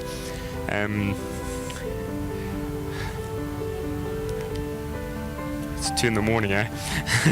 When I was lying in the bed in hospital and I thought about, I thought about my Dakar dream, because it was a dream before, and I thought, man, if I could still do that now, how awesome would it be? And so, to be here one day away, I've got 2 hours sleep to go, and then I'm going to be riding again, and just got to finish this thing off. Once he crosses the line tomorrow, it will be the best day in his life.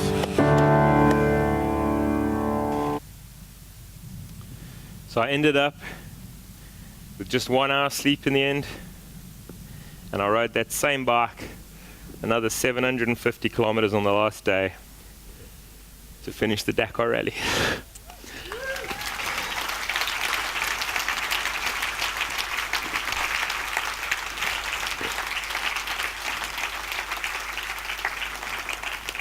You can imagine what it felt like, just riding up that finishing ramp.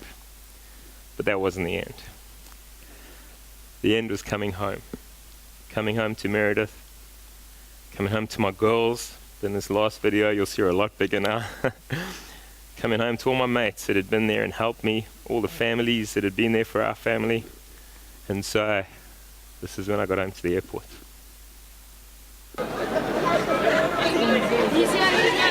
And apparently, yeah, I'm going to start with the crowd.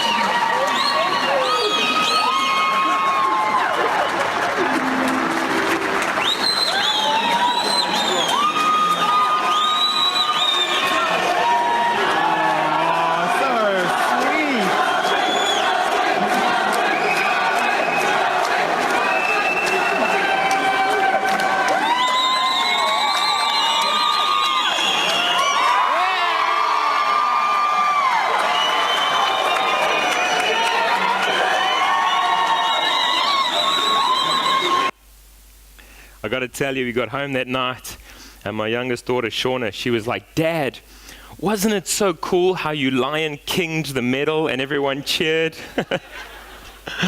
And I mean, it was. You can imagine that is a day that I'll remember my whole life. It was just incredible. But I wouldn't have had that day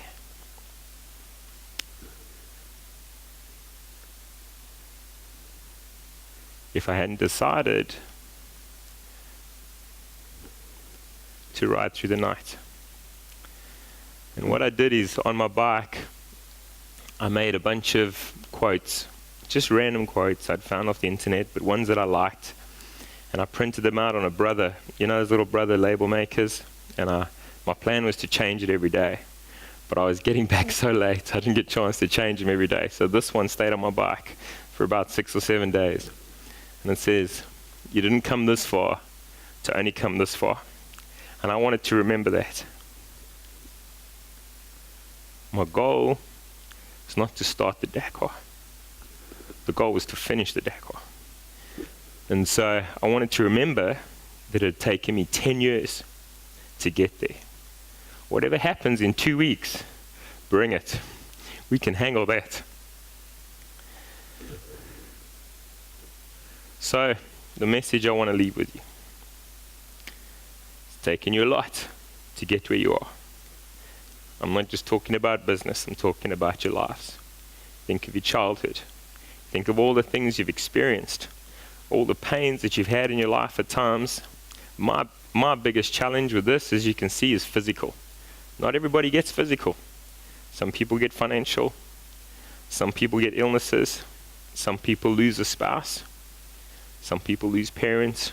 Some people lose children. Some people deal with addiction. There's so many things. But that's what makes you who you are.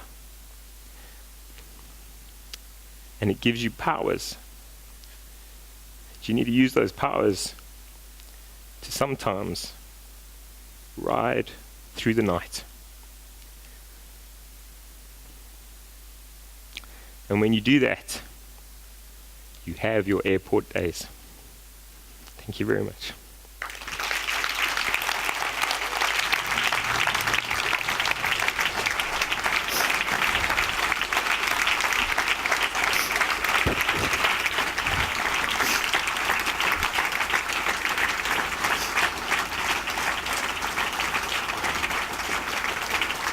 Thank you very much.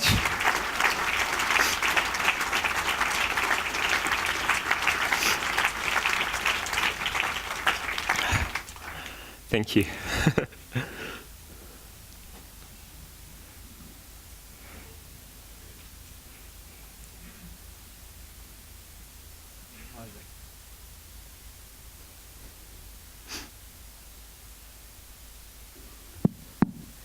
Thank you, Joey. Let's give him another round of applause, you guys. Awesome. Thank you. Guys, we have got a little bit of time before lunch. We're going to take some questions. So if you've got a question for Joey, we might get 3 or 4 people on either microphone, if that's okay. Let's go, guys. I'm sure you got a few there. Put your Kleenexes away, Jane.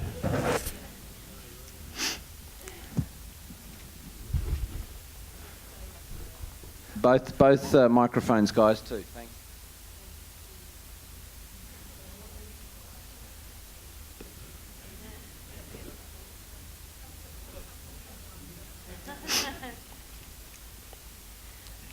Thank you so much. No, it's a pleasure. Thank you. I don't know how to put it into words, and I don't have a question so much, but I did write some things, which I'm now going to read, Sure. that I wrote. We are racing ourselves. I'm getting better at crashing. I'm not out till the finish bell. Last is still a winner if you finish. Be specific about the goal. It was not to start, but to finish. And your challenges give you powers. Thank you. Thank you very much.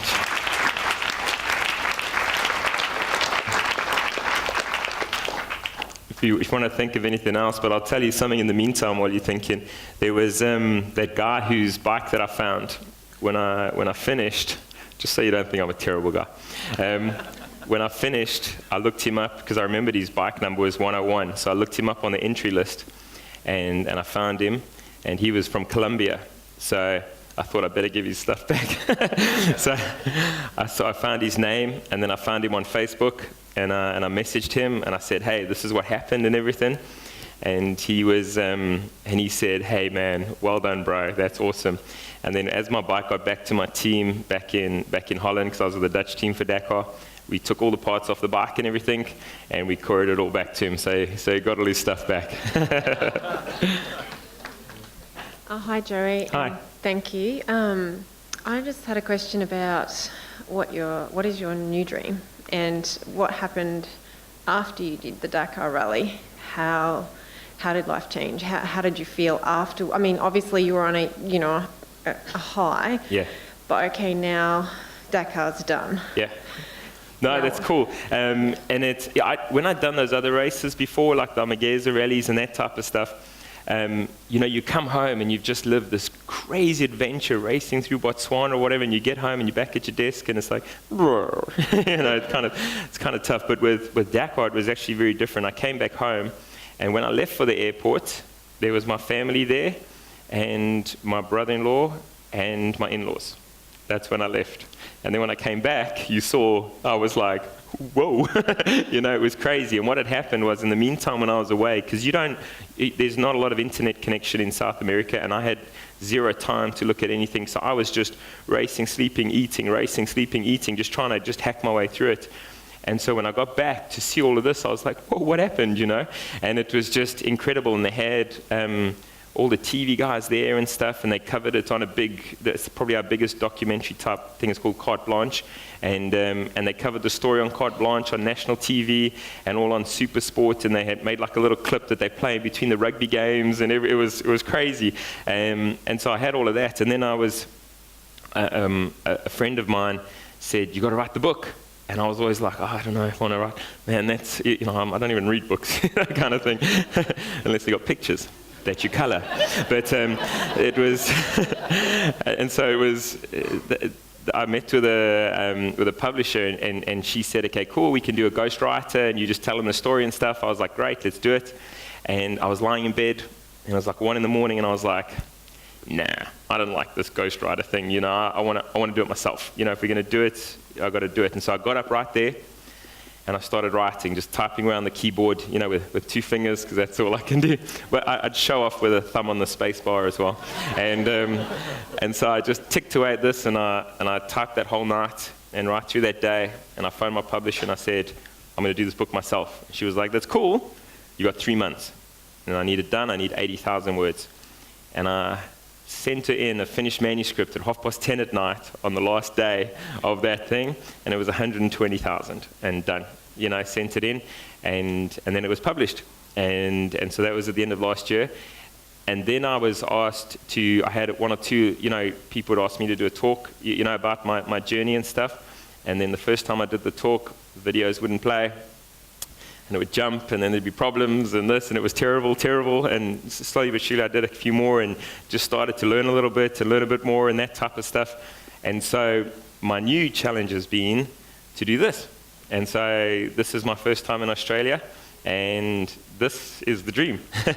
You know, to be able to be here, to be able to share the story, to be able to do this. You know, up until this point, I have a swimming pool shop. That's been my business since I was 23. That was the company I opened then, and that's what I've done. And I mean, for me, it's over the years, I like being outdoors in shorts and, you know, that kind of stuff. And slowly but surely, it ended up being more of an office job. And I was just, the last few years, I've just really struggled with it. It hasn't been what I've been enjoying, and it's just been tough. And so this has suddenly opened the door to start a new career in a way, doing the speaking thing. And so with the book and the talks, my plan is to see how far I could go, you know, how far we can travel, how far we can grow this, and I make sure that every country that I go to, that I ride motorbikes. And so I rode in Sydney with the guys from KTM just 2 days ago up in the Blue Mountains and stuff. And so I rate your country really good. And so that's really the new goal, and that's the new challenge now. And it's also changed because, you know, for what I did, you don't get paid very well in South Africa. There's no minimum wage and this type of stuff. And so it's also managed to change my life a lot in terms of financially. And when I get back from Australia, 48 hours after I land, I get on another plane and we go to Europe with my family, and we're going to Euro Disney.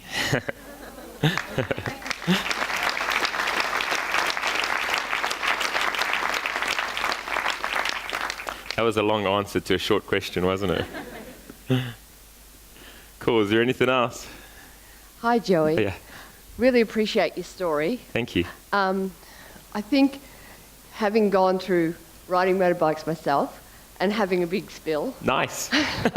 Are you getting better at crashing? Yeah, I am. Okay, good. Yeah. I actually have 4 daughters, and for them, they asked me not to ride anymore, so I didn't. Yeah. And I think that would have been a biggest challenge for your family. Yeah. And I'm back on the bike now, by the way. But I think a lot of this credit also goes to your family, your wife and your children. And I wonder how they get honoured through this. Massive, you know. And when I wrote the book, I said to Meredith, I said, I want you to put your feelings in. Now, me and Meredith are complete opposites. You know, I'm more extroverted and that kind of stuff, and she is like super shy, you know, and she doesn't like the and she was like, no, I'm not. And I'm like, no, this is what you're doing. And so in the book, she wrote her feelings at all the different places and that kind of stuff. And people have said to me, it's your wife who deserves the medal, right? And I'm like, damn right. I do. It is that. And it was, I get to keep the medal. I get to hold up the medal in the airport and everyone cheers, but and motorbike racing is seen as an individual sport, the same way that business success is seen as an individual thing as well sometimes. But anybody who's realistic knows that you can't do either on your own. For me, I needed people in that hospital to pull me through. I needed people over the years. I had lots of patient friends who would wait for me when we went riding and all that type of stuff. To raise the money with my family, we decided when we said, okay, cool, we're going to do this Dakar. It wasn't like, okay, cool, I'll put up with you going for 2 weeks. It was a year of training leading up to the Dakar. It was taking all our savings and spending it on a bike in Morocco. The money it cost me to do the Morocco rally, I could have taken my children to Disneyland, to Euro Disney and that kind of stuff. And so it was a massive sacrifice for my children. It was a massive sacrifice for Meredith. And I am hugely indebted for that, and I'm well aware of that. And so I realized that for me to cross that finish line, there's probably never been a guy who's finished that race that's been more of a team effort. So hugely grateful for her supporting me in my dream and that kind of stuff. And yes, she's gone through way worse than me on this. So pleased to hear that she's been honoured in the book and that we're going to hear her version too. Thank you. There you go.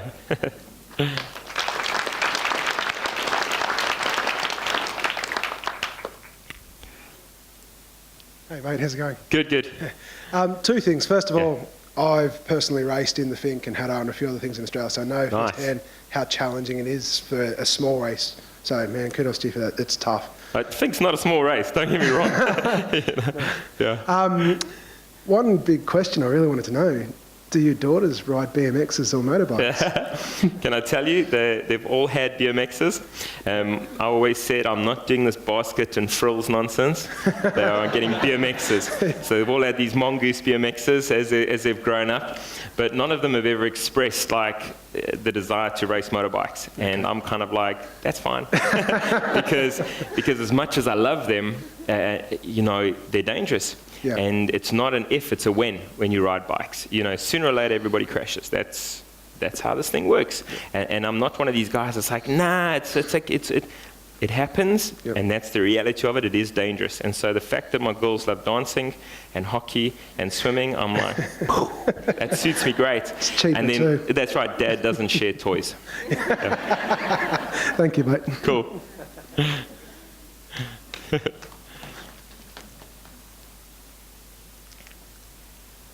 Baie dankie meneer, dit is baie goed. Dankie. Ja, maar jy moet die mense sê, oak, wat is 'n oak?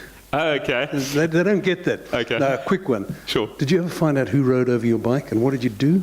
Man. What are the rules? Can I tell you, when I was riding, I was thinking about how I would bury these bodies and, all this type of stuff, It would have made the whole Muti thing seem tame, what I wanted to do to these guys. I was just, I was seething. I was so angry. And as I rode on, then when I eventually found the bike and all that sort of stuff, and I got in that night, I had 1 hour of sleep in the end. And so the way that it works is when I get in, what I need to do is I need to go to the organizers. I go fill in an incident report form where I say this is what happened and everything, and then it's very easy for them to figure out who it was because you all have these trackers. You have 3 different trackers on our bikes. They know exactly where they are. They know what speed you're going. They know your bike is lying down or standing up. It's, they have impact things and all sorts of stuff. So they would have known exactly who was there at that time, and it'd be dead easy. And it happens in racing that you have these kind of things, but he should have stopped, and he should have got out, and he should have helped me get my bike up. He should have called it in. As soon as there's danger like that, the race goes out the way. But there I am in the bivouac. I can now walk to the other side of the bivouac, which is probably 1 kilometer away, go and find the guys, go and fill out this form, go and submit it all, go and do all of that sort of stuff, and I don't get to sleep at all, and I've got to go on the start line, and I might not finish this race. At this point, I still haven't finished, And so I thought, you know what?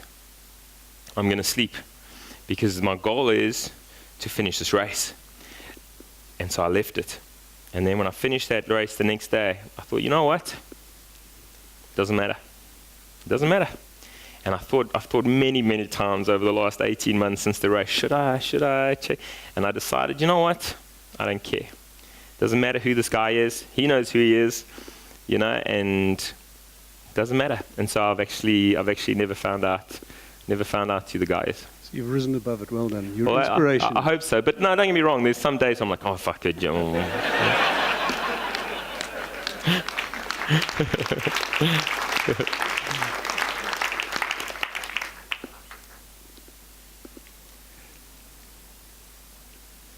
Thanks, Joey. Great story.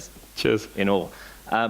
Just one question I probably really wanted to find out from you is, what are you most proud that you learned about yourself post-accident to pre-accident? I'd really like to probably find out what you learned about yourself that you just didn't know. Cool.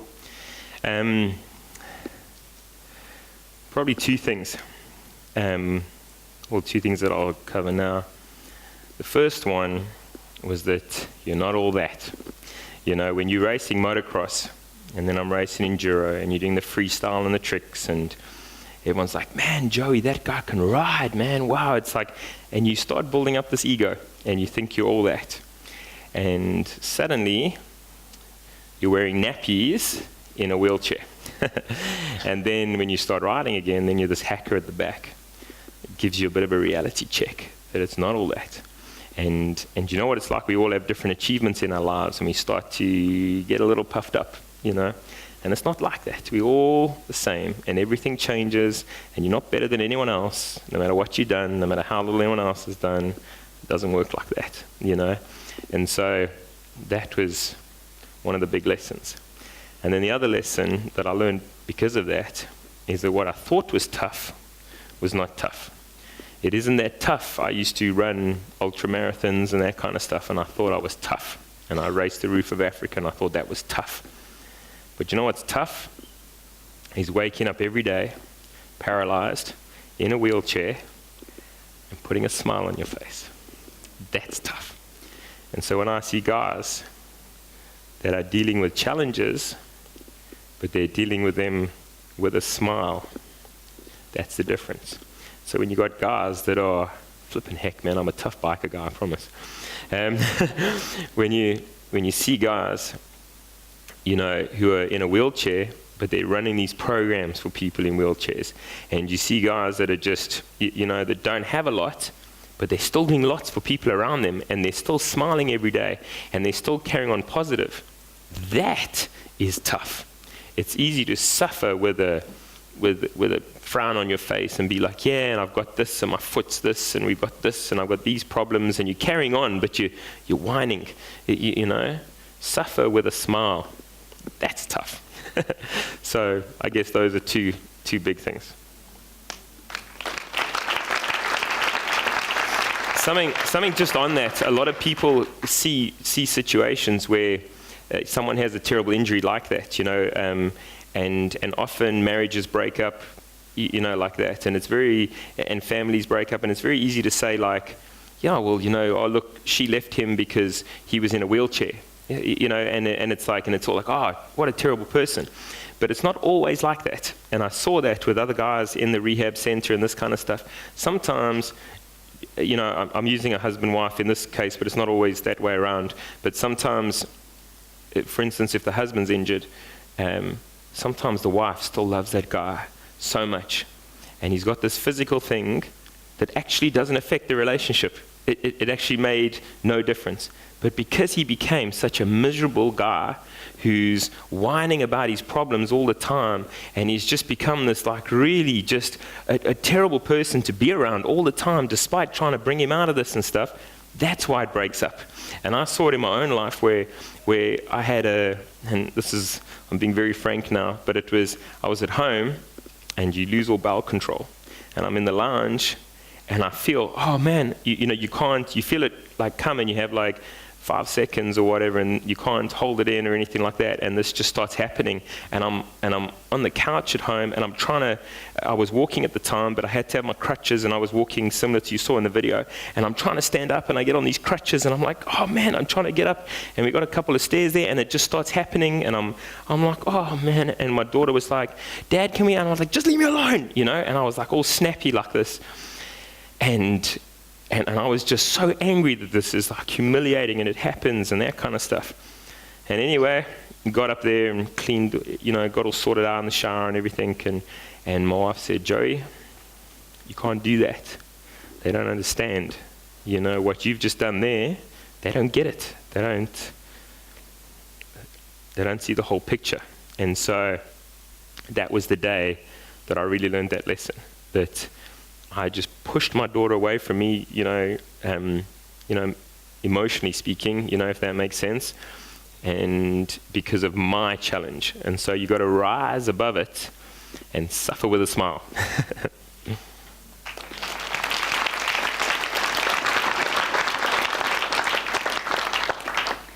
Hey, Jerry. Hey. Just a question on behalf of Meredith and all wives out there. Are you now retired, or are you done with racing? You know, I get asked that a bit. So I'll still race, you know, but I don't race to win. I don't race to compete. I race to ride in some beautiful places and do some incredible things. And it does change the danger level when you're racing with that mindset. And there was times I thought I could race with that mindset, and you put on the helmet, they call it the red smoke, you know, where you just kind of lose all common sense all of a sudden, you know. But like when I raced Dakar, didn't care about time. You know, when I stopped with David, who had broken his leg, you can claim back that time and everything. I never claimed back any time. Didn't matter. I couldn't care less. Last, I'm just crossing that finish line. So I ride very different now. Not to say that I'll never be injured again, but I do ride different. But it's a part of me. And you have this part which people see. They see the injuries. But they don't see this. They don't see riding through the Maluti Mountains up at the top of Lesotho. They don't ride along the beach of Mozambique. You know, they don't ride along the Orange River going through Namibia. And, you know, there is so much, you know, that they don't see. All they see is that, you know. And so I will race, I will ride, I'll do it. I do it very different, and I'm as careful as I possibly can. But having an injury like this doesn't make me want to do these things less. It makes me realize that life is short. No one gets out of this place alive. And so you got to make sure that you do it right. And for me to do those places and go to those things, for me, that's right. And Meredith does understand that, you know, or she knows that and she sees that. Perhaps understand it is not the best thing, you know. We're very different, so for her it makes absolutely no sense. But that's who I am, and she gets that, and we understand each other. And so, you know, she has other things that I see completely different, but it works. Cool.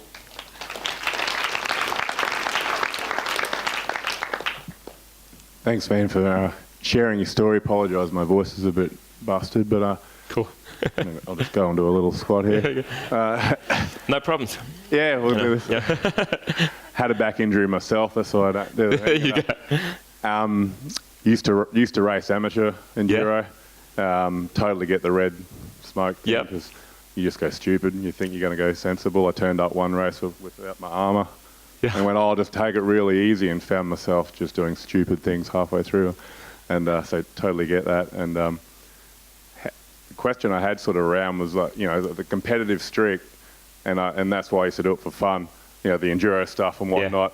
And I went into martial arts, competed at world championships, won a world championship, no way, 2007, and then the following 6 months was the lowest point of my life, because it had been that goal to do it and achieve it, and, you know, and to win, and I got back, didn't have a life purpose sort of thing. Yeah. And then I found that, you know, I tried to replace that by going again, doing things, and it took me some time to really reframe that outcome, reframe life outside of that. Yes. And so at what point, like, what was that transition? You know, I know you said, like, the Dakar was different when you finished it. You didn't have that lull, but prior to that.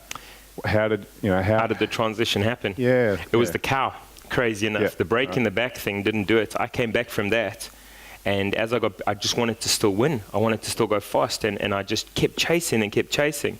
And when I hit the cow, those 6 months was the thing that fixed the racer mentality, where I got out of that space of like, I'm racing, and I learned the lessons. I'm not competing against the others, but in the back of my mind, I'm like, but I can get better, and then I can compete, and it was the cow thing that was the big change. And I think it was a change because I saw what I was doing to myself, and I also it clicked a little more with the family thing that time, that, hey, they need me around, and so as ridiculous as it is that it wasn't the breaking back, it was the cow one, but that was the turning point, because I was going fast when I hit that cow. I was chasing other guys when I hit that cow, and I decided, and after that it changed, and so now I'm chilled, and I can feel that, yes, I've changed. Like you have the change where you're like trying to change,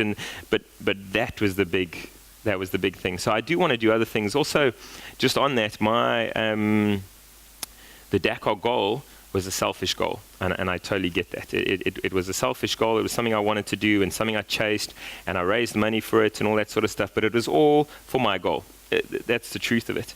And since coming back now, I've decided that my next thing will be for other people, and so I'm in a position now where in South Africa a lot of people know about my story and stuff, and so it'll be a lot easier if I wanted to do something else to try and raise money towards it, and so I've decided the next thing I do, because I do want to do something else, and I've got some cool ideas, but within the next sort of 2 years I want to do something else. And what I want to do is I want to do a big charity side to it, where we raise money for guys who are injured who want to still do different sports. So to help get hand cycles, or to help guys get surfboards that can help, the paralyzed guys can use, or guys who want to do climbing, or whatever. Because when I was in the wheelchair, it's all over. I can't ride bikes, I can't do this, but there's then you flip it around, you're like, yeah, but you can play wheelchair rugby, you can go climbing, you can still swim, you can scuba dive, there's so much more that you can do. And so that's going to be the goal with the next one. And in the meantime now, I've been around I do these talks for free in hospitals in South Africa, and so we've done a bunch of those, and so now I'm trying to turn it around, because it as much as it's like a cool story, blah blah blah, it was selfish, and it was. Everyone. Thank you very much. Thank you.